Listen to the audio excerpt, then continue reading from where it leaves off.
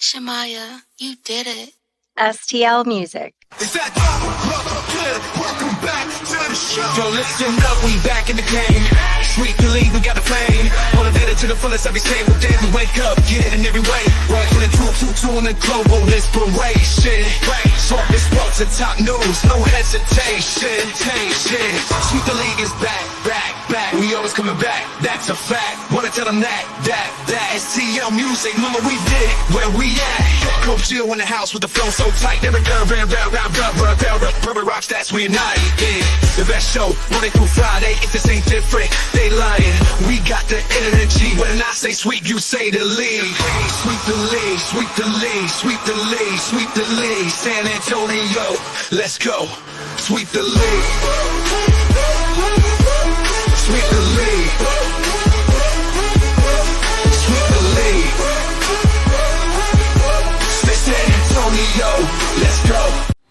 Hey, it's Rain Fernandez, and you're watching Sweep the League. Be sure to follow me on Instagram, Twitter, and TikTok, and Facebook at Rain Fernandez, RAYNE Fernandez.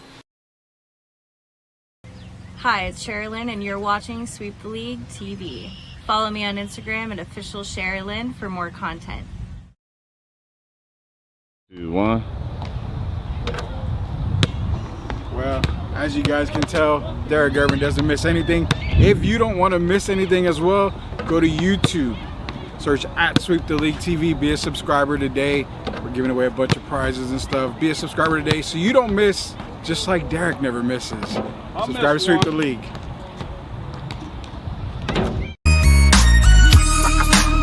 Hey, this is George Iceman Gervin, and you're listening to Sweep the League Radio.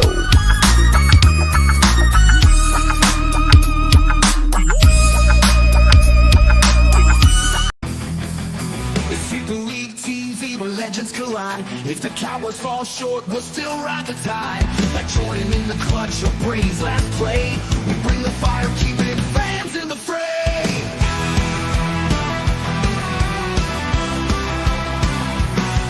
Coach Gio and Marie calling the shots, with Derek Irvin straight Hall of Fame thoughts. So hit that subscribe, don't sit on the bench. Get in the game, every highlight's intense. The live stream's on, tell your friends don't delay. Like Kobe in the fourth, we're here to play. Sweep the League TV, where greatness resides. From the bars at the drives to the halls on the rise. We're all in on sports, NBA, CFB, and more for fans. By fans, it's the show you'll adore.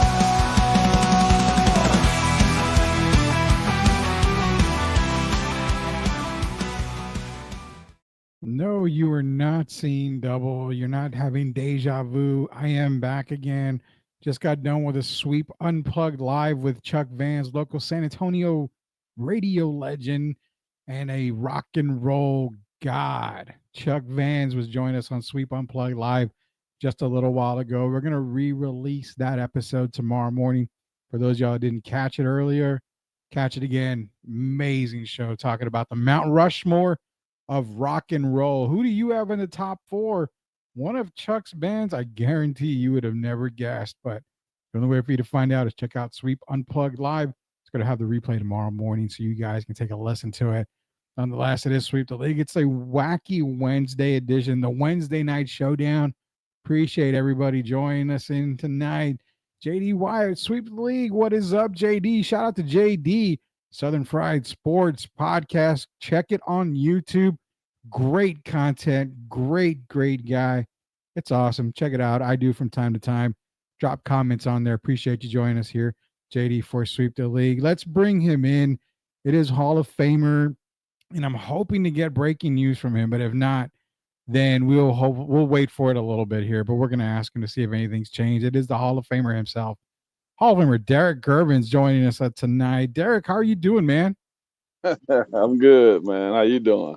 I'm good, man. It seems like it's been forever, man. God, it's been a few days.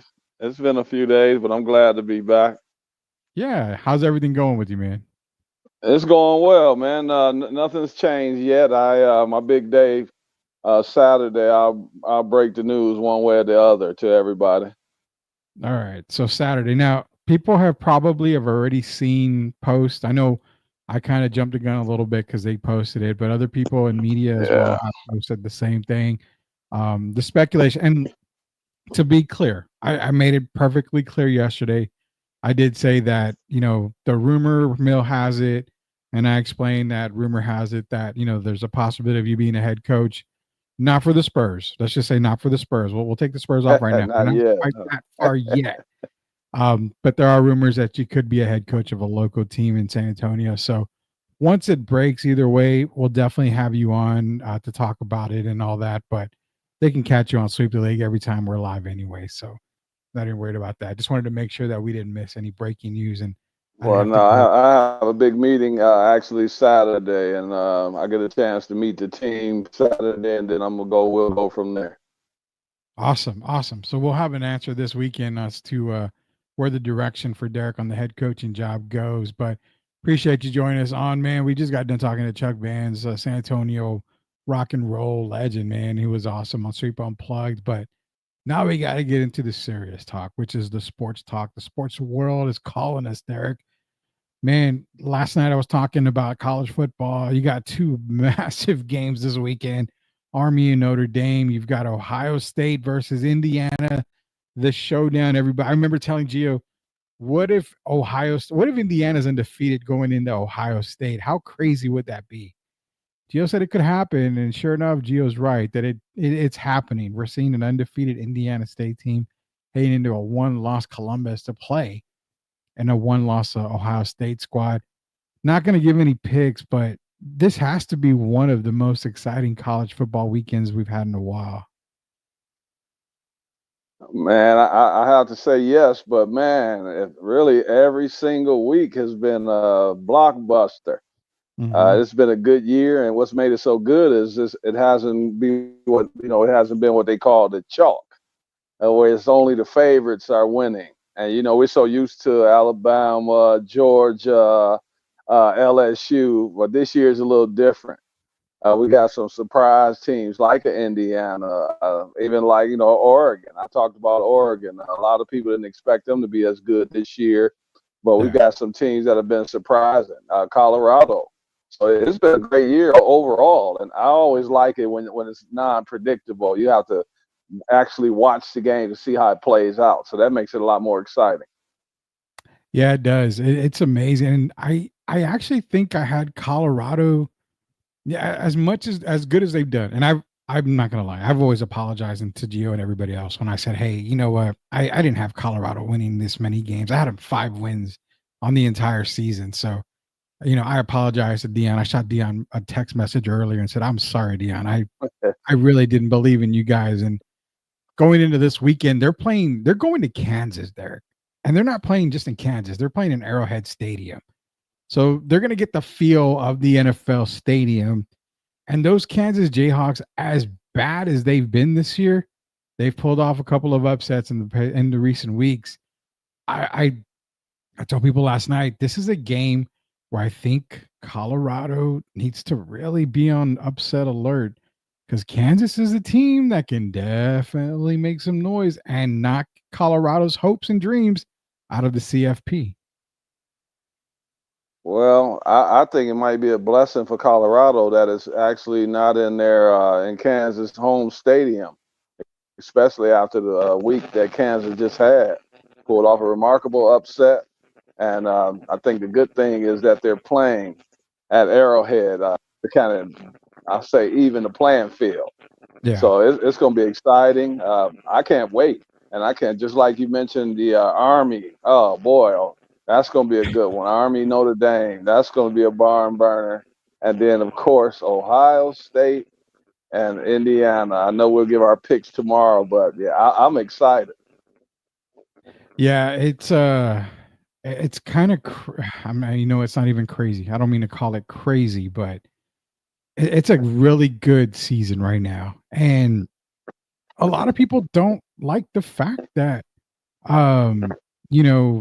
like Indiana gets a lot of hate for being in the 12, but I mean, they are undefeated. They are a Big Ten school. I get they haven't, people could say, well, they haven't played anybody. I say Nebraska, they handle Nebraska they got through Michigan, which Michigan's not very good this year. So yeah, the strength of schedule doesn't look good for Indiana, but Signetti has this team playing at a high level. Curtis Rourke is playing not first round draftable potential, but Curtis Rourke is playing and I can play on Sunday type of potential as a quarterback when it comes to NFL.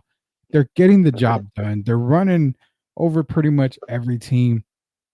The chances of them beating Ohio State, yeah, pretty slim. But I give them more than a fighting chance to win. I really give them a good chance to upset Ohio State. But the thing is, why does everybody seem to sleep on Indiana, do you feel? For me, I think it's just because they came out of nowhere is what it is. And then they go to strength of schedule. Not a great strength of schedule, but they're handling business in every single game they play. A lot of people go by past history and they don't go by the current year. And if you look at their team this season, they've been consistent all season. They got off to a good start, and I know a lot of people expected them to fall off quickly, but they didn't. They've continued to ascend, and that's what the game is about. You look at the way they played all year. They've been good on both sides of the ball. And Mr. O'Rourke, he's managed some games, I'll say, but he hasn't put them in positions to lose. He's put them in positions to win, and they've continued to grind all year. They actually, you look at their running game, they kind of exciting to watch for me. And they have one of those coaches that believes in his team. He will gamble a little bit. I think that's what it's about. And we're going to see even against Ohio State. No telling what kind of plays Indiana might pull out of the old playbook, because they know this is for all the marbles. Even though it's not it's not the playoffs yet. For some teams, it's like do or die, because you have a lot of these voters are waiting for these teams to fall off. And you look at how Miami kind of fell off. So I doubt if the rest of the year Miami will be up in the top 4 teams. I know they had them number 4 last week, but I can't see them getting back up there. So for Indiana, this is I think they're gonna pull out all stops. It's gonna be a very, very good game, and I can't say we'll announce our picks tomorrow, but it's gonna be a really good game. Yeah, our picks are gonna come. I'm kind of waiting on this because it's either gonna come tomorrow or Friday. I know Friday is UTSA, but tomorrow I actually have something coming up. So if we do a show tomorrow, it's gonna probably be closer to 9:30, about 30 minutes late. So I'll keep everybody updated. I don't know if we're gonna be able to attend the UTSA game Friday, but if not, we'll do our picks then. Either way, our picks are gonna be in. We're gonna do a show for the pick show, so everybody looks forward to our pick'em show. But out of the Oregon, either Ohio State, Texas, obviously. Penn State is the one that a lot of people have circled as the team that could fall out of the top 5. Now, does it happen this week? Probably not. I believe they go up against Minnesota this week. But if Indiana was to happen to pull that win off against Ohio State, how far does Ohio State drop? Wow. So in your opinion? Well, they're going to drop. If they lose another game, that's going to be big, because you got teams like, if Alabama wins, certain teams have 2 losses. Yeah. And of course, the committee wants to still keep them in the mix, I'll say, in the top 12. Yeah. But Ohio State, I think because of their past history, I really don't think they'll drop. It depends how they lose. If they were to lose, let's say that. If they lose and it's a very competitive game, I don't think they drop very far. But if they were to get blown out, which I don't really see, then of course they would probably fall out of the top 12. But so it depends on how they lose, if they were to lose. But I mean, that's going to be a tough game. So I'll wait till tomorrow and Friday, and then we make our picks on Friday. But I think it's going to be a close game. Yeah, I mean, if you're looking at top games, obviously Wake Forest plays against Miami. That's a top 10 team right there. Indiana, Ohio State, that's another game to watch. The Florida Ole Miss game. Ole Miss is number 9, so they're just in the CFP right now. Going into Florida, they're going into Gainesville. That's a tough matchup right there for Ole Miss already this weekend. I'm not worried about UMass, Georgia, UMass. That's going to be Georgia. Tennessee obviously plays UTEP. I'm not worried about that. Penn State plays against Minnesota. They're going to Minnesota. That's kind of what Gio says is possibly one of those trap games. But outside of that, I mean, the Army Notre Dame game, that's one of the 3 games in the evening that are pretty much must-see TV, because if Army so happens to beat Notre Dame, they've got to move up really far. I would say probably 14th, 13th, right around there, depending on what happens. Is that fair though, Rudy? Well, see, you talked about, like, I mentioned certain teams that just don't get the respect because of the past. Yeah. They're number 19, but they're 9-0, and they've been pretty impressive. And then you look at some of these other teams, like even Alabama, Ole Miss. A lot of their games, even the ones they've won, they've been kind of shaky. Yeah. And then you just continue to keep Army rated barely in the top 20. Is that fair, consider how they played this year? That's a good question, because if you go to Army schedule, I mean, let's look at quality of wins. They've beaten I mean, East Carolina was a decent team for a while there. Outside of that, Derek, strength of schedule doesn't have Army playing at a high level pretty much when it comes to strength of schedule. This will be their first schedule. Boise State not exactly playing a blockbuster schedule.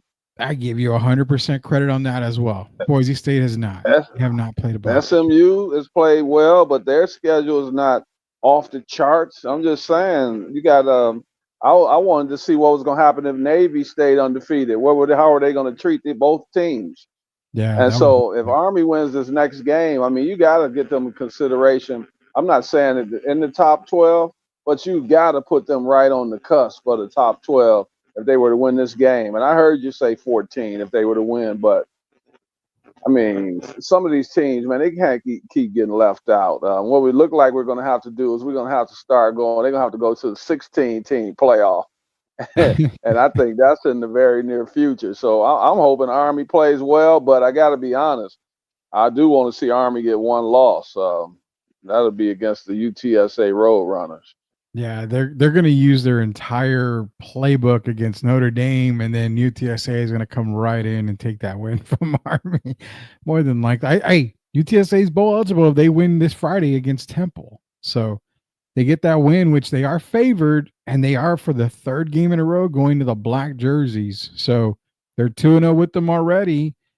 Let's make it number 3. Then bowl eligible is UTSA. So that's going to be a good one. But speaking of Boise State, now their one loss did come against Oregon.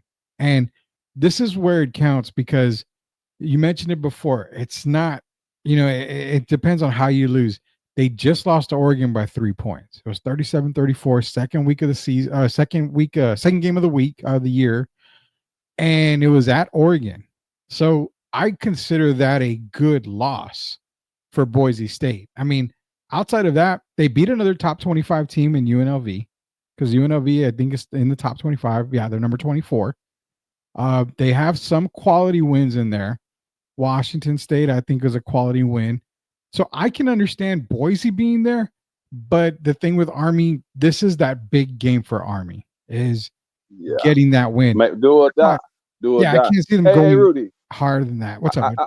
I don't want to cut you off, but I got a question for you. Right now, if you look at how they stand, would you trade? Should Boise State and Miami be switching spots? Ooh. No. No. Yeah, I don't. I like Miami, but they could easily have three losses on their schedule already. Yeah, Miami. I called Miami yesterday the Kansas City Chiefs of college football. I was going to say they've gotten some. Yeah, Well, we're being honest about it. Yeah, that's why I asked. Yeah, they're the Kansas City Chiefs of college football. They've gotten real lucky, and I mean the Virginia Tech win. They won by 4. They beat Cal by a point. So I mean, you're right. We kept saying week in and week out, maybe this is the week that Miami's going to lose, and then Buffalo beat Kansas City this past weekend. So That's something you called already weeks back, that Buffalo was going to beat Kansas City. Was it? Hey, but did you look at Miami? Was it a touchdown? Was it not a touchdown? Yeah. So It was weird I'm because a lot of just these saying. Miami wins were referee calls, is what it is. Yeah. They were right at that moment type thing. So overall, I wouldn't flip them. Miami, even though they barely won, it's still a W. They still got the win against a lot of quality teams, and that's why I think they're fairly ranked. Now, the thing that I look at is you've got Alabama going to play A&M, or not A&M, Oklahoma this weekend in Norman in a night game. So they're traveling to Oklahoma. Not a great season by the Sooners, but this is one of those games where you circle like, okay, Bama goes into Norman, they lose. That's a 3-loss Bama team. Does that wipe them out of the college football playoffs? Doesn't necessarily wipe them out of the rankings, probably, but I can't see. I would lose to them. I think if everything else stays the way it is, I could see Bama going down to 16-17, probably. Well, if you're being fair, they should, but they are the Alabama Crimson Tide. And for me, yeah, one more loss definitely takes them out. If you look at the top 25, you don't see LSU up there anymore, right? No, they're done. So I would think of if Alabama lost, they would have the same fate as LSU.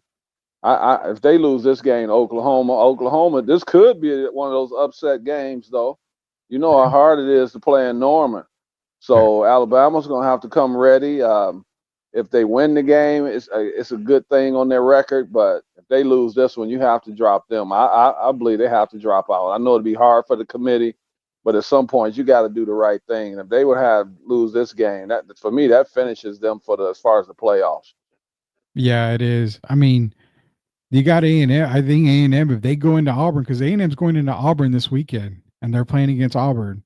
And that's a very tough place to play, even though Auburn is 4-6. A lot of times you throw out the records. And if A&M gets that win and Bama loses, clearly A&M's got to be higher than Bama. I mean, you're talking about a 9-2 A&M team, and if Bama loses, that's 8-3. Temporarily, because we know what A&M has to go up against the following week. Yeah, definitely. I don't know if A&M gets in the top 12, because if they lose to Texas, that puts them at 3 losses. And I can't. You know what, Derek? It's just a crazy NCAA season. It's really crazy. I'm telling you, it's exciting, man. And then even you look at Notre Dame, and we know their history. Penn State, we know their history. Yeah. So both of those teams right now sitting on 1 loss. If one of them were to get upset this coming week, I wouldn't really be surprised. But it's going to be a lot. If that were to happen, yeah, it's going to be a shakeup in the rankings. And so this game, a lot of people might think some of these games are teams are going to win for sure because they playing against a 4-6 team or whatever it may be. But we know every game and styles make games, and it's going to be a shakeup. I'm thinking most of these favorites are going to win. These top 10 teams at least. But if one of them, usually what happens, Rudy, 1 or 2 of them might have a flop. And then it's going to be interesting going down the wire. Yeah, definitely. And, JD's in here. JD's in here, and he's completely correct. Penn State's history is terrible against top-ranked teams, and they really are a terrible team against top-ranked teams, man. I appreciate the comment there, JD. And it's kind of funny because Penn State does go into Minnesota this weekend. Again, Minnesota's 6-4. They're above 500. I think this is one of those weeks where you kind of circle and think, okay, do we see the bad Penn State team come out against Minnesota? Minnesota controls the game, controls the ball, controls the field. Penn State probably comes out with the loss. And I'm not saying they're going to lose. I'm not going to take Minnesota to be Penn State in the pick 'em. But this is one of those games where, like you mentioned, you kind of overlook a team. This happens, that happens. So it's a possibility that Penn State may be done. I don't know. I mean, I don't know. That I don't know. I have more faith, Rudy. I have more faith in Penn State this coming week than I do in Notre Dame. Oh, yeah. Yeah. I like Notre Dame this weekend, but if I'm putting one team on upset alert, it's probably gonna be Notre Dame. Something about Army, man, and I know Army. They haven't played a whole lot of people. They haven't played anybody. It's a worse schedule. It's easy cupcake, but it's these games that get you ready for a bigger opponent. That I mean, hell, Army can come out and just Run beat the that ball. crap out of them. Exactly. I mean, you control the field, you control the clock, and there's not much Notre Dame can do if you keep the offense off the field. Like, not at all. Well, Notre Dame they're not like the juggernaut offensive team. No. And so when you play a team like Army that runs the ball well, and it is all about time of possession. And when you can run that ball and you can move the chains, that gives a team like Notre Dame problems. So we know what Army's game plan is going to be going into it. But it's going to be, can the offensive line handle Notre Dame? We already know, and it remains to be seen. But we already know what Army's going to do. Can Notre Dame stop it?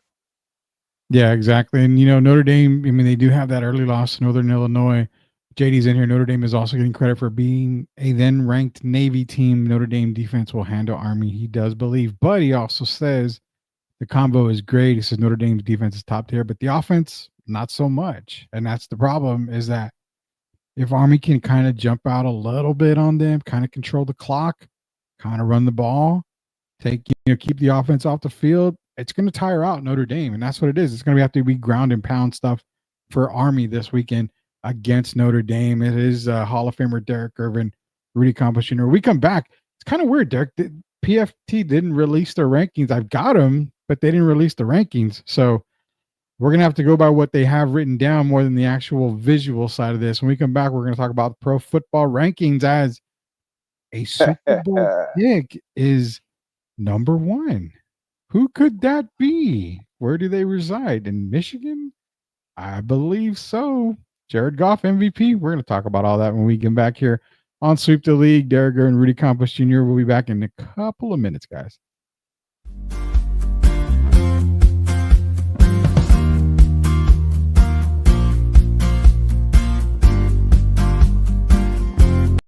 Are you looking for a contracting company that gets the job done right the first time? Look no further than MCS General Contracting. MCS specializes in top quality concrete work, including patios, driveways, foundations, and swimming pools. The team of experts are dedicated to delivering exceptional results and unparalleled customer satisfaction. At MCS General Contracting, they're not just hardworking, they're local. Based in San Antonio, they are committed to building relationships and trust within the community. That's why MCS guarantees your satisfaction. They pride themselves on getting the job done right the first time, every time. So why wait? Contract MCS General Contracting today to schedule your project and experience the difference for yourself. MCS General Contracting. Building a better San Antonio, one project at a time. Proud sponsors of Sweep the League.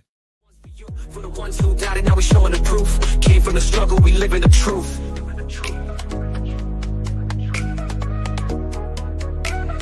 STL Music. Yeah, challenges come, but we here to stay. Built from the dirt, now we paving the way. Had a bad day, but You are watching Sweep the League TV. Make sure you subscribe and catch our new videos. Sweep the League TV with Rudy, Derek, and Coach Kia. Let's get back to the live show. You are watching the best in the business.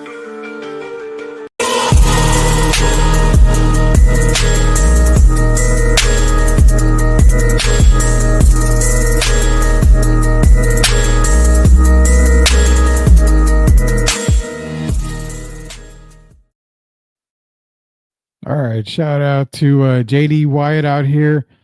He was on the show with us a little while ago here. We bring Derek back on here. All right. JD Wyatt's in here. Says, Derek and Rudy, for real though, great conversation. He's going to try to stick around, but it's almost his bedtime. Consider him Mike Tyson's butt cheeks because he may be out. I love that comment. That's awesome there. Appreciate it, man. Said he'd love to have either one of us join him on Southern Fried Sports sometimes. Maybe we can work it out. Definitely. I'll get in contact with you, JD.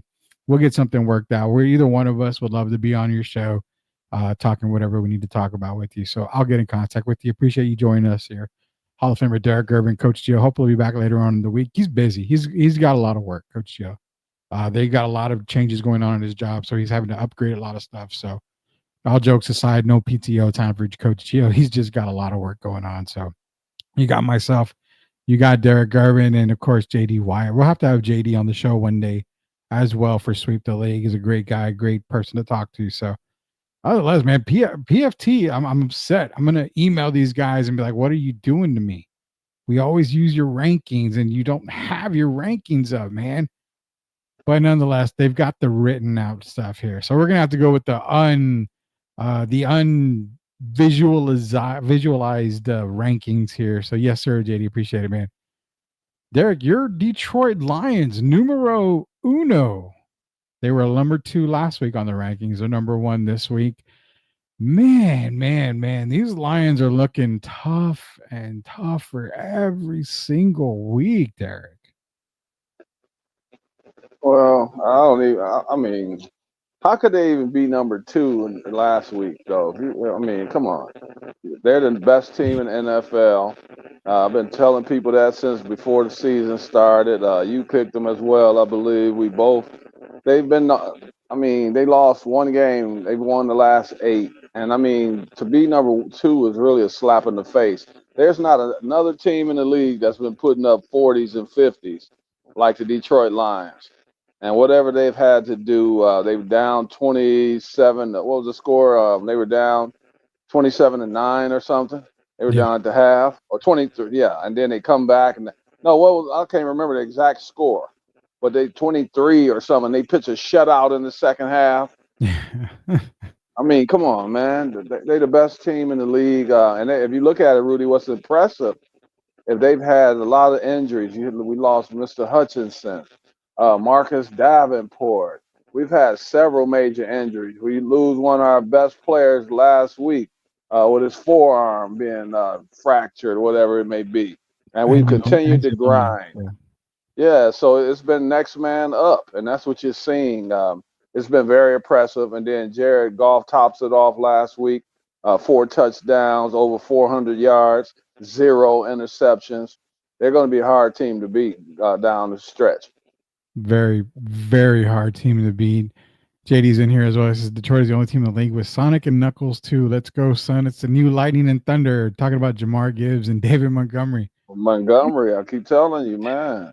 That's a tandem. But not only that, when you've got Jared Goff, you've got Amon-Ra St. Brown, you've got Jameson Williams, who, as long as he stays on the field, he's effective. It's really underutilizing even a guy like Sam Laporta. You don't really need to be big right now. It's just like a very balanced team. And it's crazy because we said, well, the loss of Aiden Hutchinson is going to be huge. But when they make the trade and they go get it just slipped my mind right here, but Za'Darius, it's like, okay, Aiden, you take all the time you need. We got you covered. So Detroit just reloaded, and that's what's crazy about the Lions. JD's asking, are the Jets fixing to burn it down? I'll give you my take on the Jets. They just fired their GM. So here's the thing. I'm glad JD's here because I'm going to repeat it while he's here. Last night I said, don't be surprised. And when I say things, it's weird. Derek knows when we say stuff, it tends to happen. I mean, I told everybody in last year's playoffs, watch, Karl Anthony Towns is going to be a Nick. I even put it on Twitter, everywhere else. He was a Nick. I'm telling you right now, one guy to keep an eye on, Derek, in the offseason, Trevor Lawrence. I think Trevor might be a Jet starting next year. I really feel that the Jets are going to not draft a QB. They're going to go with somebody with experience because they've already got Devontae Adams. They got Breece Hall. They got Garrett Wilson. They don't need a rookie to throw to these guys or hand the ball off to these guys. They need someone with experience. Jacksonville's given up on Trevor. I really feel we might see Trevor Lawrence, possibly Derek Carr, but I like Trevor Lawrence to be a Jet next year. Aaron Rodgers' time, it's done. It's over. Hey, Rudy, I posted several weeks ago, and I'm gonna ask, will Aaron even finish the season? Because No. we know the way he is, he's a quirky guy. The way they're playing right now, they're much worse off than when he got there.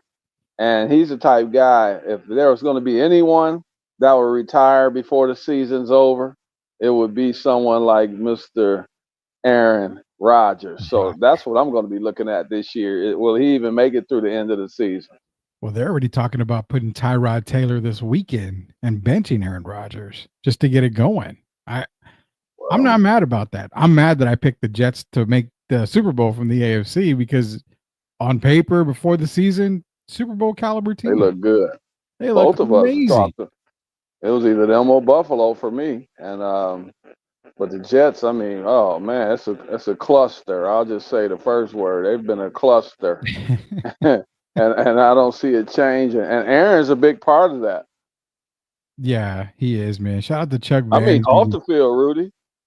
Oh yeah. I mean, off the field, like some of the interviews that he does, and when he throws guys under the bus, and that's the only thing. I was a huge Aaron Rodgers fan throughout his career, and even with the Green Bay.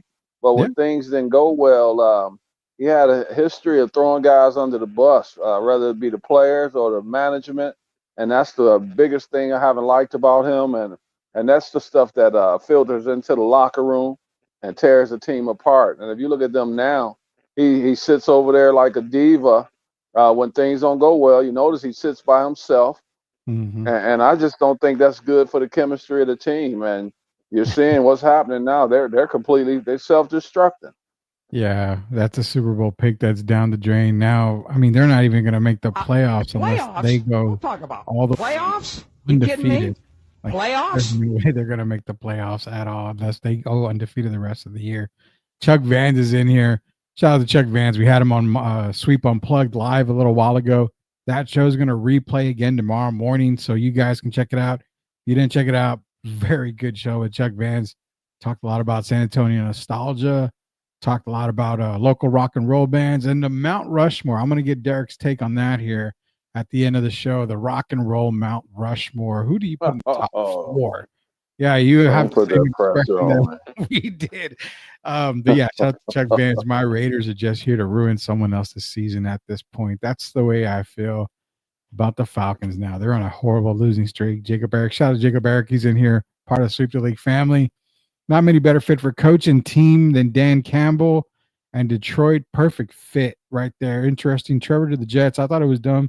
They moved Mac to back him up.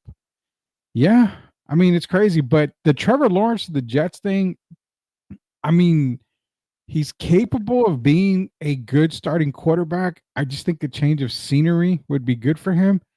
And honestly, I really feel the Giants are going to do everything they can. Oh, okay. There you go. Sanders, because I think that's where big lights, big city, Eli Manning syndrome basically is what I see for Shedeur Sanders.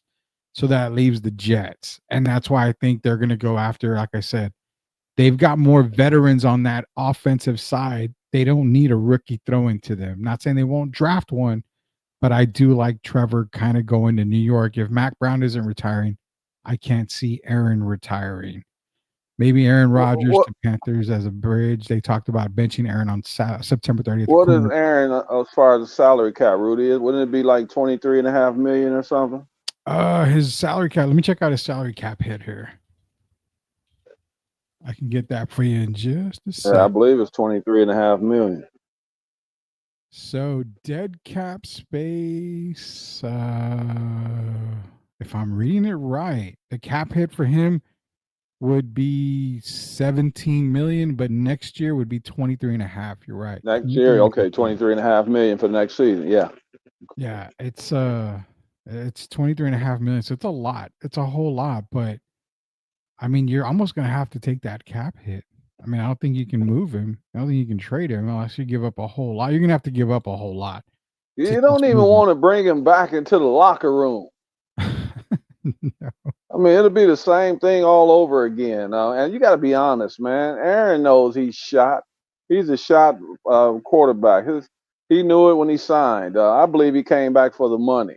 And I'm Yeah. just being honest. I don't think he expected the team to go very far. And even when they brought in Devontae Adams, I think we talked about that earlier. That didn't really move the needle. Mm-mm. And I mean, he's just not the guy that we're accustomed to seeing. And he slowed down. And you know, Father Time is undefeated. And I think that's where Aaron is right now. Yeah. It's probably times undefeated. And that's why we were pleading with Devontae Adams, do not go to the Jets. Do not go to the Jets. Do not go to the Jets. There's better teams. Reason being, Aaron's not going to be there forever. You have a good contract. He's not going to be there forever. Now Devontae is stuck. That's why they've got to go get a veteran QB. And JD says, good recall, Derek.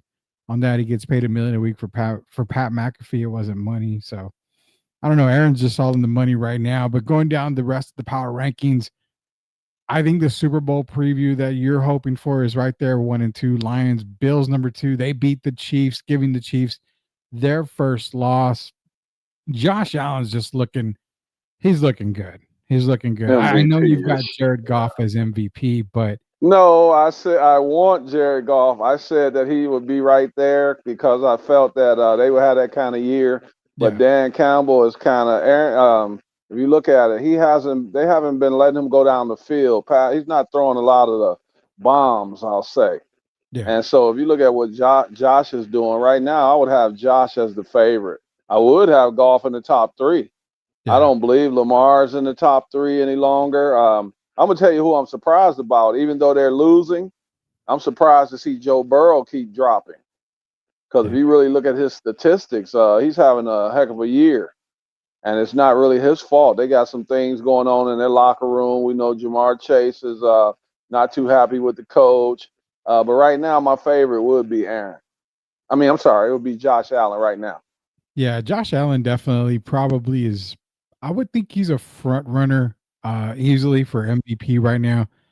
Jared Goff's going to get the love because of the Lions record, because of how the Lions are playing. They're putting up points, but a lot of it has to do also with Jahmyr Gibbs and also David Montgomery. It's the Lions are winning on a total team effort. So MVP is not a team award. It's a player award.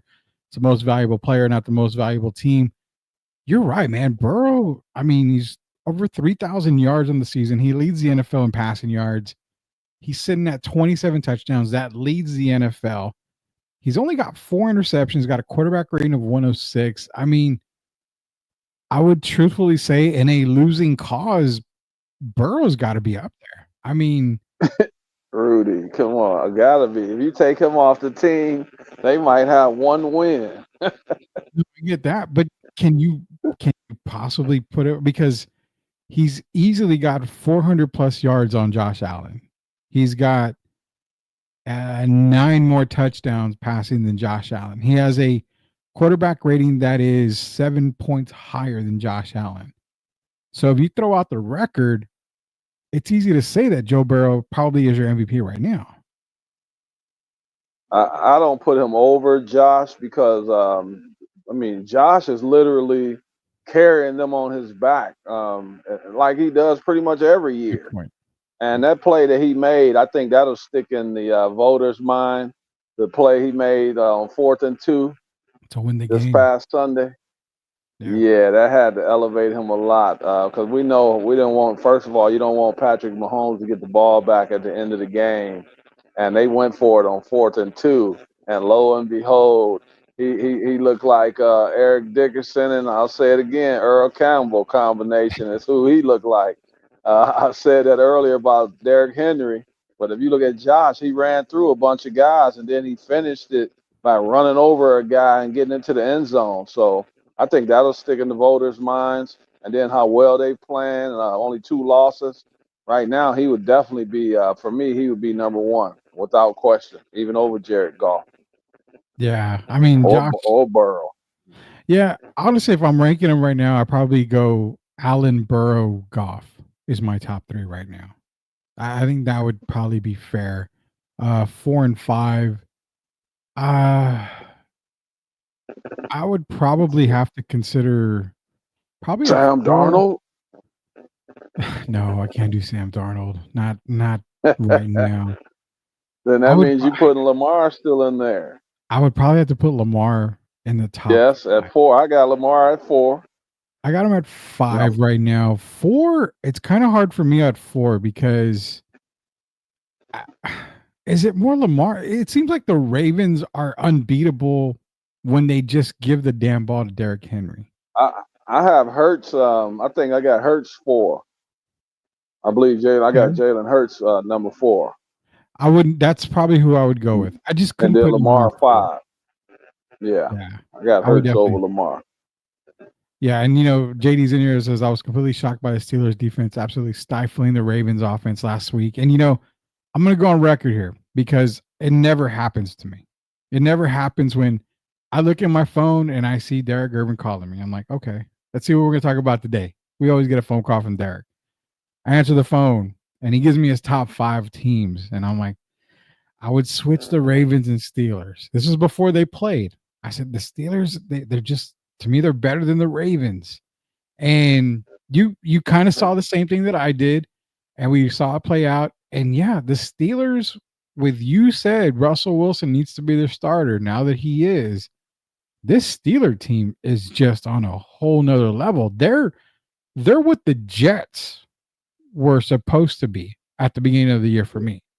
Exactly. Defensive, Super Bowl defense caliber defense. And now the offense is just looking scary right now. Are they better than the Ravens though? Or if you really, what's the problem with Harbaugh, man, as far as Derrick Henry? When you look at the games that he's run the ball 16 times or less, I believe they've lost like 4 of those games. And I just don't understand, man. You got a guy, a workhorse like that. When he runs the ball 20 times, they're basically invincible. That's and right. I'm just trying to figure out what's going on.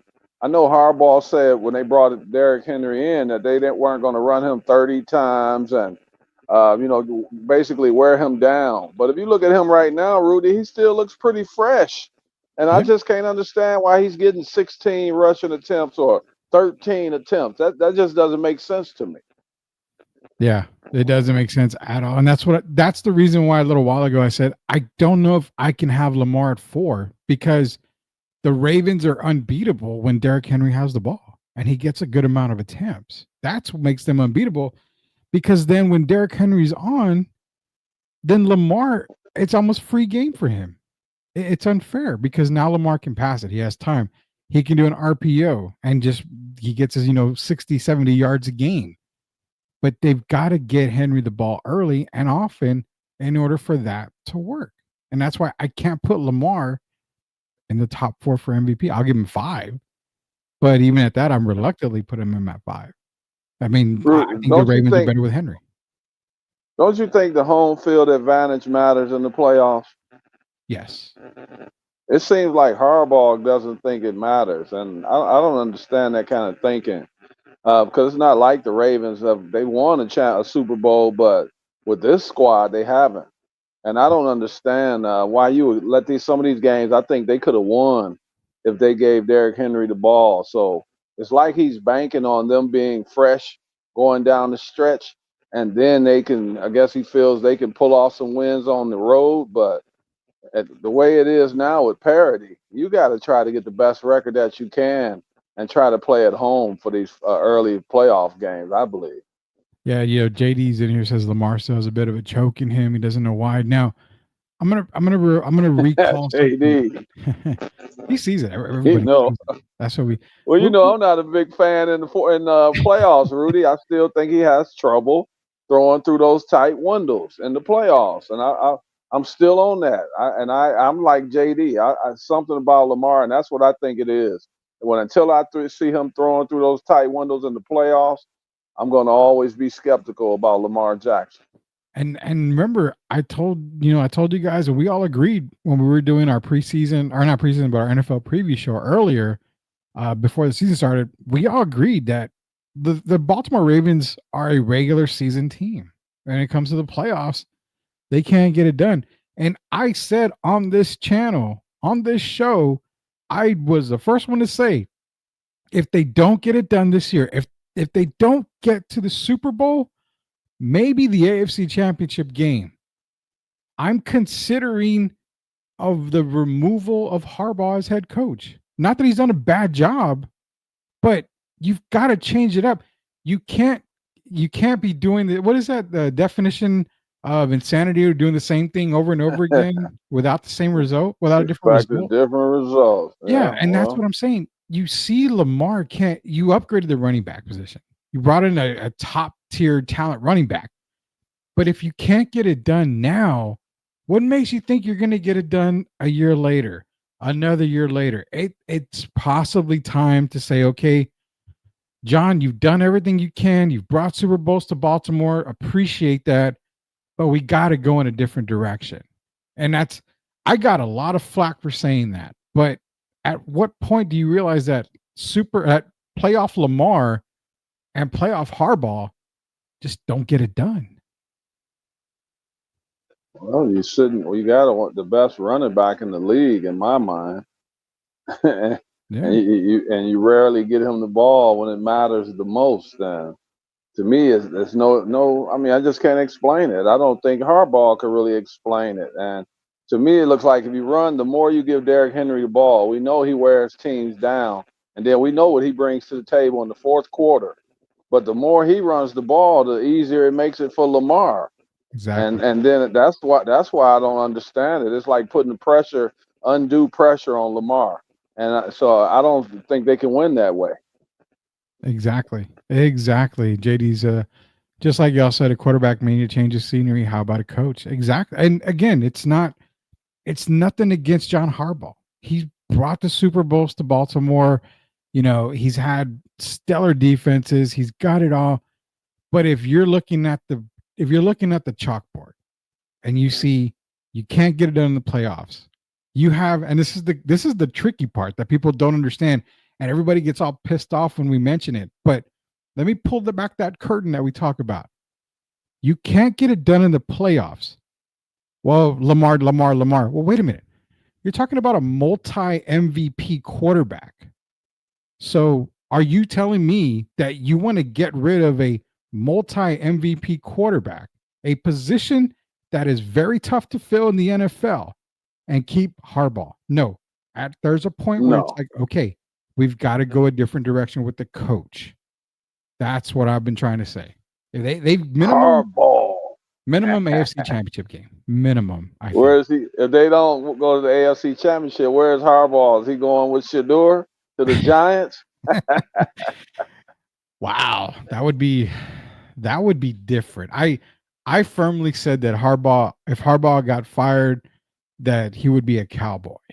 I really thought that. I think he makes more sense in Dallas, but the popular pick out there is the guy you mentioned before the popular pick even came out. Vrabel. Was Mike Vrabel, and he's the top choice there to take over for Mike McCarthy if Mike gets fired. Not even if, when Mike gets fired, because it's going to have to happen. But Harbaugh to the Giants to get Shador there. Man, but wouldn't you have the same problem with Lamar? I mean, it's like Lamar, you're getting the same exact type of quarterback, except I'm not ever sold on Shador Sanders. So I don't even know if it would work, to be honest with you, in the Giants. I don't either, but we've been keeping up with it all year, and I don't know. These people I don't know what Shador possibly being the first quarterback or I still don't understand it, but Cam Ward's got to go number first. Well, we keep hearing Shador, but right now a lot can change over the next few months. Yeah. But I could see, how about Cam Ward to the Giants? If Harbaugh would have failed this year, I really do think he's gone. Would he take one of those New York jobs? Because I think both teams will come after him, and I think they would open up the vault for him. So it's going to be interesting. Honestly, Harbaugh with the Jets defense and the players he has in place, knowing he has to fill a quarterback role, then I could see a Trevor Lawrence matchup there. The Jets job would be probably heaven for John Harbaugh, I think. Already, you saw what he's done with defenses in the past with Baltimore. So he's already got that built pretty much in New York. Yeah. He's got the let's be honest, man. He probably has the best receiving core that he's ever had in his years in Baltimore. if he goes to the Jets with Garrett Wilson and Devontae Adams. Running back wise, I mean, he had Jamal Lewis, he had Ray Rice, he's had good running back. So when Brees Hall is right there. But yeah, I think the Jets and John Harbaugh, if Harbaugh was to let go or fire, I mean, that would be a killer lineup, I think, for the Jets. That would be awesome right there. All right, Jacob, Wow, we have him on the East Coast and his brother going. You know that you already look at his brother making waves already. See how well they're doing on the West Coast. Yeah. So I could see one brother on the East Coast and one on the West Coast. That's if the Ravens were to falter early in the playoffs, which I think they're going. That's what's going to happen, I believe. Yeah, I think so. Because right now, if you're looking at it, Baltimore is the 6th seed in the AFC. And to be honest, you've got those pesky Denver Broncos nipping at their ankles right now at 6-5, while Baltimore is 7-4. Denver's been looking amazing lately. So who knows? I mean, who knows what will happen to Baltimore throughout the regular season, the rest of the season? I mean, they're 11 games in. They got 6 games left. So a lot can happen in these next 6 games here. Harbaugh and Herbie will get it done. Give it time. Hey, I'm all in on the Chargers right now. Justin Herbert's just playing at a different level, and I like it. Now, this past Monday was not Monday. This past Sunday night, a little bit of tough one there. It was a toughie, but Herbert's just looking good, man. He's looking very, very good. The promise is there for the Chargers. So JDY, to me, it would be look like coaching my sons to college. Then I probably almost let that go at that point. Yeah, I don't see Prime coaching in the NFL. I don't think he's going to coach. Yeah, I think he's done. I think I've said it a lot of times. Once Shador and Travis are gone, he has no ties to Colorado. I don't expect him to coach there anymore. I expect him to kind of go off into the sunset, enjoy his son playing in the NFL, enjoy watching Travis Hunter play in the NFL. I don't see an NFL team calling him to be a coach, and even an assistant coach. Who do you see calling them? Florida State and USC? I could see Florida State calling. I honestly, if there's a job out there that I would probably throw the bag at for Dion, it would probably be Florida State. I mean, what better hire than bringing back, Deion Sanders, man? I mean, that's. Well, I don't know if he would take that job because they kind of disrespected him. They did for the opportunity. Yeah. So what about that team in Southern California? What's their coach's name? Riley. Yeah. Don't you think it's about time for Lincoln to move on? Yeah, that's a tough one. It might not be of his own doing. I could definitely. He's an offensive coordinator. Yeah. He's an offensive coordinator. Lincoln, go to the NFL and go help the Cowboys or something. I think I think that ship has sailed for Lincoln Riley. I've always told you, I think he's more of an offensive coordinator than a head coach. Yeah, he's toast. He's like JD said, he's almost toast. I don't think he's almost toast. I think he's already popped out of the toaster and he's just going to be removed from the toaster oven. So yeah, Lincoln Riley definitely probably is one that's probably going to be gone here. Let's go through real quick before we get off the show here. Lions, Bills, Chiefs, Steelers, and Eagles are your top 5. Rounding up the top 10, you got Ravens, Vikings, Packers, Commanders, and Cardinals, the surprise of the NFL. I had the Cardinals finishing dead last in the NFC West, so my bad on that one. Chargers, Niners, Texans, Broncos, Rams, Falcons, terrible. Buccaneers, Seahawks, Dolphins. Rounding up the top 20 is the Colts. Where are those pesky Cowboys? Oh, yeah, they're 25th. And I love what they put. The roof is not stable. They're losing everything from games to pieces of the roof over in Jerry World. They're just losing everything. And it's kind of funny because they said everyone's won in Dallas's AT&T Stadium in Jerry World except the Cowboys. And they're the only team in pro sports right now, the men's sports, that hasn't won a home game. And when's the last time they won a home game? It's been a while, man. It's been a while. Yeah, so right now, all these other teams at least winning one game at home. It's not the Cowboys. But Rudy, the Chiefs. Why are they really ranked number 3? I mean, are they the third best team in the league? No, I don't think they are. no. As of right now, Steelers are better. Eagles are better. Ravens are better. Hell, I mean, I even think the Packers and Vikings are better than the Chiefs. That's exactly what I feel. I mean, They get the Golden State treatment as well. I just don't understand it. Under Patrick Mahomes, they get that. If you look at Mahomes, this has been the worst year of his career. statistically And, speaking, and, it's been the worst. yeah, and not just statistics. When you do the eye test, it Yeah. just hasn't been the same. He just hasn't had that same fire that he's had in the past. And I think part of it is teams have caught up with the Chiefs, that offense that they run, and he Yeah. hasn't looked good this year. And no one could convince me that they're a top 3 team in the NFL currently. No way, no way. No, they can't convince me either. One thing I convinced a lot of people, Derek, was I said Bo Nix was my offensive rookie of the year, and he's showing it right now. And like they Is said, it? well, hey, like Gio said, well, he's been in college for 20 years. I don't care. He's the best college, or he's the best rookie quarterback right now. I mean, he really is. What if the Commanders were to finish strong and go like 5-2 or 4, even 4-3 over the last 7? I Would you would. have a change of heart? Can we probably look at it like this? I would say Bo Nix is still rookie of the year stat wise. I think he has better stats than Daniels, but look at the Tom Brady test then. Bo Nix did more with less than Jaden Daniels did. Can we be fair about that?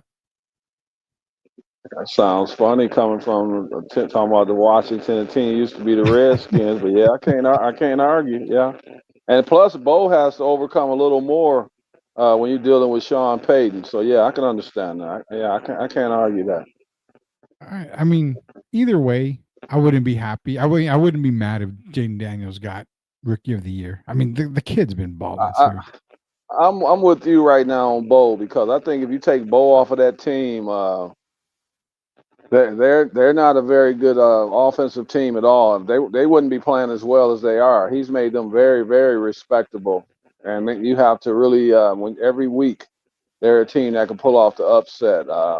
And the Commanders have kind of been going backwards lately. So I think Bo would be first, then Mr. Daniels second, and I can't even put Caleb Williams third. I had him going into the year my rookie of the year favorite, but that ship has sailed. So it's going to be interesting these last 6 7 weeks, 7 weeks of the season. I will say this about Caleb before we go. I'll say this. When they fired their offensive coordinator and they brought in a new one, the offense for the Bears this past week, I respected it. I really did, because it seems like, again, somebody listened to Sweep the League in the preseason and they heard what we were all saying. You have to keep it simple. And they kept it very simple this past weekend. And lo and behold, they played phenomenal on offense. They kept it simple, dink dunks. They gave him a couple of attempts downfield.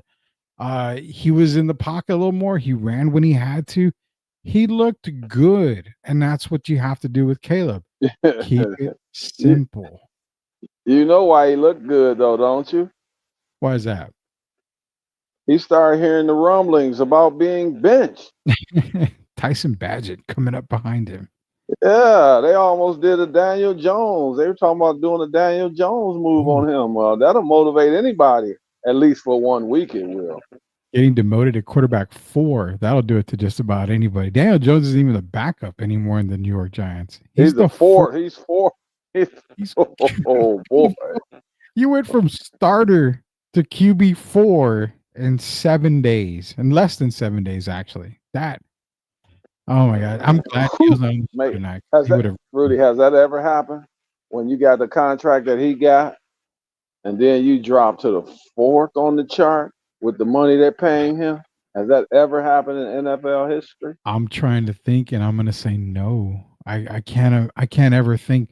I've seen high paid salaries become backups, but I've never ever heard of a starting QB with that contract becoming quarterback. 40 million. You know what that was, Derek? That was Brian Daboll saying, "I'm saving my ass before anybody else. You're trash. You're not going to play on this team. I need to win games." And to be honest, Tommy DeVito is not going to win games. He's that Tony Romo pick where it's the sexy pick, the guy that come in. They should have easily put Drew Lock, and it still could happen. Drew Lock could be the starter this weekend, but the whole Tommy DeVito thing, give it a break, man. It's a New York thing. The guy's not worth it. See, they've made popular. Who they make popular when they even brought up DeVito? They brought up Danny DeVito resurgence. People like Danny DeVito, like who? Tommy DeVito, and right away you start thinking of Danny DeVito. So we'll see how that works. We'll see how that works out. Yeah, basically JD's right. Daniel Jones got fired on his day off like Craig on Friday. Pretty much, man. Shout out to him. He wants to bring in some NBA talks. Says Dalton Connect, the oldest rookie in NBA and playing lights out. Like the Commanders, I don't trust him. Quinn, yeah, I definitely. I mean, why did you bring up the 28-3? We don't talk about 28-3 on this show, being that I'm the only Falcons fan in the world here in San Antonio. But Dalton Connect, yeah, he was. There's a conspiracy, JD, if you're still in here, there's a conspiracy that we talked about on NBA draft night when we covered the NBA draft here. We said this: there was no reason why Dalton Connect fell to the Lakers. That was already planned. That was already predetermined. Dalton Connect should have been a top 5, possibly first pick of the draft. I had him first. Remember, I had him number 1. Dalton Connect was my second best prospect on the board. It was Stephon Castle 1, Dalton Connect 2, Tyjon Saloon 3. Those were my top 3. No reason why Dalton Connect should have dropped to the Lakers. Absolutely none. There is a major conspiracy that was the Patrick Ewing thing, man. The New York Knicks won the lottery so they can get Patrick Ewing. It was the same thing with Dalton Connect. That kid should have never gone beyond number 3 at the latest. That should have been 17. 17. That is insane. It's ridiculous. That we're gonna have to do an entire show just on that because it's terrible to think that Dalton Connect went that far and then went to, of all teams, the Los Angeles Lakers. Hey, Rudy, I gotta give you some quick credit. What's up? Did you see that block to preserve the Spurs victory? Yes, I did. On MVP candidate SGA, Mr. Castle. Yeah, I it's funny because he was my number 1 prospect coming into the draft. I had him compared to a very poor man's Shea Gilchrist-Alexander, and who does he block to end the game? Shea Gilchrist-Alexander. You see everything outside of the shooting, which again, shooting will come in the NBA if he works at it. Everything else kind of screams SGA to me, but he's a better defender than SGA. He's a better, very mature. I don't think he has the baggage. I don't think his bag is as fluid as Shea part of offense, but the guy is a keeper, man. He looks like he's very mature for a rookie, and of course, playing in Connecticut and winning those back-to-backs helped, but he's made the transition smoothly. He's not trying to do too much. I think Chris Paul has helped him as well, and his ceiling is very high. And he's the type of guy that any coach would love to have. Oh yeah, him and Wemby are going to be a really good pairing together. You still got the NBA draft coming up in 2025. That's extremely loaded. Crazy, man. You get an NBA draft that's extremely loaded, and then come to find out, Derek, we're not going to be very far from Dallas, Texas, as the Dallas Wings got the number 1 pick of the WNBA draft, and they win the Paige Beckers sweepstakes. So we may have to drive up to Dallas and look at a couple of games for the Dallas Wings there, because that's going to be a pretty interesting team up in Dallas this coming year. Speaking of Paige, shout out to Gino Auriemma for becoming the all-time winningest college coach. Yeah. Shout out to Gino, man. The guy's been doing it for years. He's just been winning. He's been winning for years. You obviously remember the days of him versus Pat Summit every single year, man. You know, I got grilled down here. The former mayor of Windcrest, I won't say his name, but I had did my list of top coaches, and so I had Pat Summit in there, and the guy asked me how could I have Pat Summit over Gino, and I said because I think Pat Summit did more with less, to be honest about it. And she's the one that really started all that. If you look at the Tennessee Vols with Shamika Holdsclaw and all those, I can go on. But I got to give Gino some credit. But if you remember, yeah, that was a big rivalry because they both know how great a coach that the other one is. So it's not like I was overlooking Gino, but you also have to give credit to Pat Summit. Rest in peace. For me, they were like this as far as coaches, man. They right on the same level. Yeah. I'll probably throw a name out here. It's kind of weird because you never knew who, being I'm a Tar Heel fan, you never knew that Joseph Forte, of all people, was my favorite Tar Heel. My favorite women's basketball player for UConn, I used to love Jennifer Rosati. Another point guard. I mean, I'm a point guard guy, but I remember Rosati. But you're right, man. UConn basketball, they were just loaded from top to bottom. But then you go to Tennessee, and Pat always had, the number one, number two prospect in, the class, but she built around that prospect. And I mean, not saying they were bad players at all, but they were definitely players that fit the system for Pat Summit. So I agree with you 100%. So does JD. Summit was the truth. Staley had done well keeping up the torch. Yeah, I mean, Dawn Staley's doing a tremendous job for where she's at right now. But Sith is in here now. He wants to congratulate you. Sith, you missed it. You missed it. So the announcement's going to come Saturday. It's not for sure. Hasn't happened yet. The rumor mills are still flying. We had to grab Derek and get but I have to thank him though. Out. But they kind of jumped the gun on that one. But Saturday I'll be making my decision. I get a chance to meet the team, all the guys, and I've met one of the owners, but I haven't met the other owner yet. So until I'm not going to step into anything until I know it's the right decision for me. But come Saturday, I will know, and then once I know, everybody will know right after that. But thank you anyway for the. I appreciate you.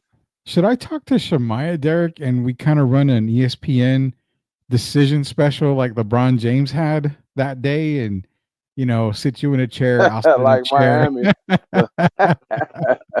and we're gonna say that kind of backfired on LeBron. I mean, no, I'm gonna put myself out there like that because I think that's the worst decision that he made of his career was to have that interview. Yeah. Oh yeah, no, Sid, I'm gonna tell you right now, it's not on you at all because I saw about it. I was actually texted about it. I posted it. Everything was posted way ahead of time, so you didn't jump the gun. There's no issues Don't on feel that. bad. Everybody knew before me, my man. Everybody's content. I remember calling him and he was like, I haven't done anything else. Wait a minute. It just everything came out. The first person to call me was my nephew. Oh, and he doesn't usually call about that kind of stuff. So when he called me, I'm like, really? So hopefully it's something we can get worked out. But yeah, Saturday will be the big day for me. So we'll just play it by ear and then go from there. Yeah, that would be cool to do that. I know we're not going to, but that'd be cool to have you set up on a chair, me on a chair, have across from you. Whole hour. I am taking my talents. Yeah, exactly. I'm gonna say, okay, Derek, the floor is yours. What are you gonna do about this decision? And then it's all taken there from you, and we have all that. That would be pretty awesome. But shout out to Sid, says, well, congrats to Sweep the League crew for being the coolest people in the game. I appreciate that very much. Appreciate everybody. Thank you, my man, who joined us here. That Chuck Van episode, the Sweep Unplugged Live, the first live edition, it's gonna be replayed tomorrow morning for you guys. So be sure to check it out. Myself and Chuck Vans. We're going to play by ear tomorrow. If we are on the air tomorrow, it's going to probably be after 9:30 or so, but it's going to be a late show. But if not, don't worry. We're going to be here on Friday. I don't think we're going to make the UTSA game, so we'll be definitely have our pick 'em show on Friday. But nonetheless, man, I appreciate everybody joining us here. Shout out to MCS General Contracting, proud sponsors of Sweep the League. For Hall of Famer Derek Irvin, shout out to Coach Gio. He's working late tonight, so we'll get him on as soon as we can here. This is Rudy Campos Jr. Until we sweep the league again, we will see you later, knuckleheads. Have a good night, and thanks for not putting me on the spot with the rock and roll. ZZ Top. We're going to have to get that on Friday. Have a good night. Everybody have a good night. Have a good night. Stay safe.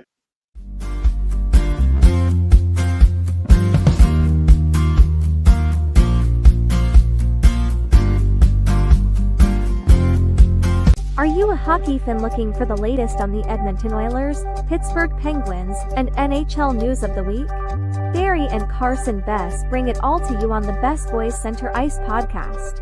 They break down games, provide insider updates, and keep you up to speed every week. Don't miss out. Subscribe now and join their hockey. Welcome to the Hollywood Bowl. Thank you for selling this show out. That when I talk to you, Cupid walks right. You're gonna get to know me a little bit better tonight. Maybe a little bit better than you bargained for. The sun's angels of the sky, and my best friends found a new guy. I was really obsessed with this idea that my soulmate was just somewhere out there. Hey, look around. Maybe your soulmate is here. You all have good taste in music. When the gold goes fell on your skin and my hair caught in the wind, the choir sang a melancholic hymn.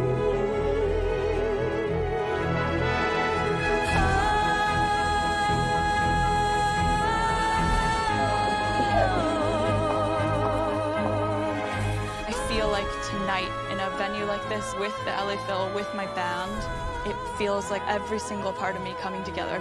I've never felt more like me.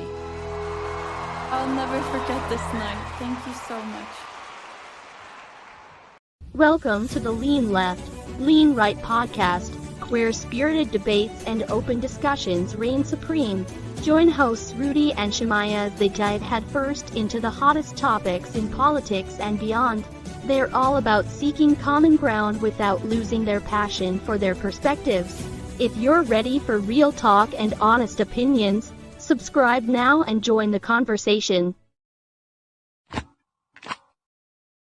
Ever wondered what regret smells like? Meet Interception by Dak Prescott. Tired of scoring all the time? Us too. That's why we created Interception. For those men who don't want to score tonight. With notes of missed opportunities and a hint of maybe next time, Interception is the perfect scent for the guy who prefers the friend zone. So, take a break from winning and spritz on some Interception. Because sometimes it's okay to drop the ball.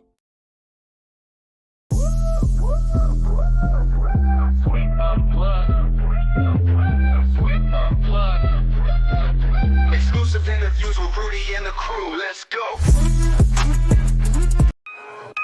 We build a legacy, yeah, they know the name. STL music, it's a movement, not just a claim. Loyalty, respect, that's the code we honor. In the face of adversity, we stand stronger. We build a legacy, yeah, they know the name. STL music, it's a movement, not just a claim. Loyalty, respect, that's the code we honor. In the face of adversity, we stand stronger.